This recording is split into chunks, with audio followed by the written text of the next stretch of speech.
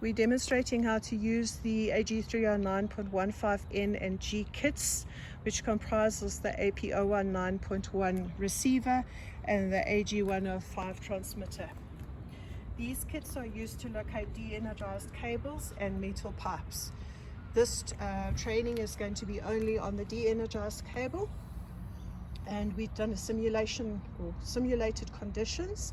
You need to first ensure that your cable is a very low voltage, below 15 or equal to 15 volts, and you do this check with a multimeter, your black lead on the earth and the red lead on the cable. If the voltage is below 15 or equal to 15 volts, you can then connect up your red crocodile clamp to your de-energized cable. In this case, we used an extension cord and connected it to the earth pin.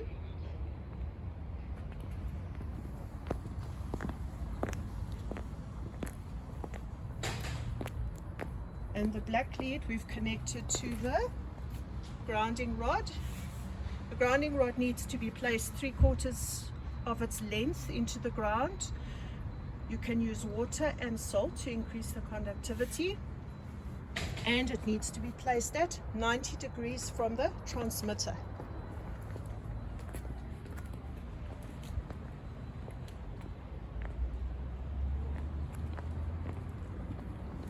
The connection point of the device is in the back.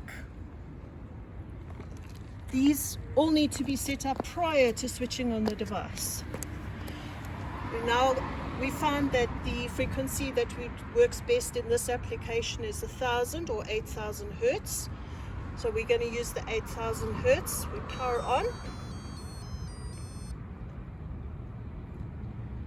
We press the circle button once, it's continuous. And the second time takes us to 500 hertz. We want 8000. So this 8.2 is the 8000, and now start. Climbs up until it reaches the correct frequency or signal. Once it's completed, it will give us a jingle, and then we can start with the receiver.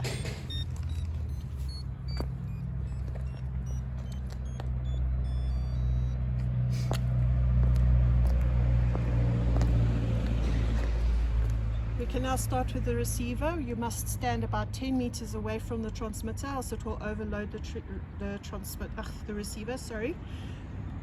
We need to match the frequency of the receiver with what we chose on the transmitter. So we switch it on.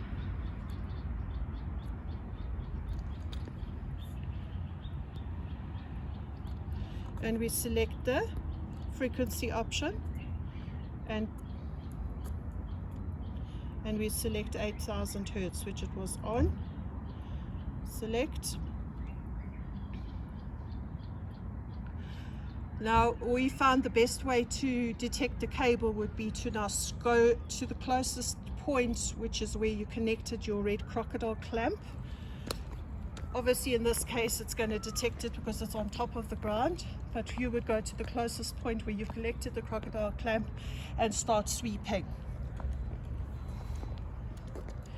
And then where you see the cable, obviously, it needs to be in the line, the same process as detecting a live cable.